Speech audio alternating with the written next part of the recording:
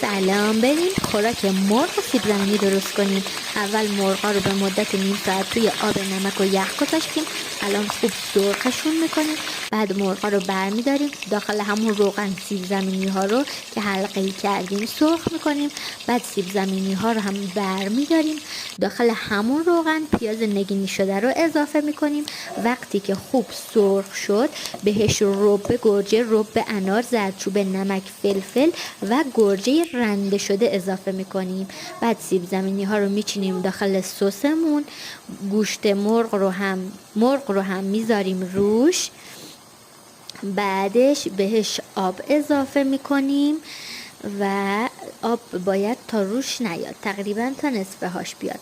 بعد به مدت نیم ساعت تا 40 دقیقه میذاریم که خوب پخته بشه. اینم از پخته شدهش، حسابی پخته و نرم شده و مرغمون هم اصلا بوی بد نمیده به خاطر یخ و نمک.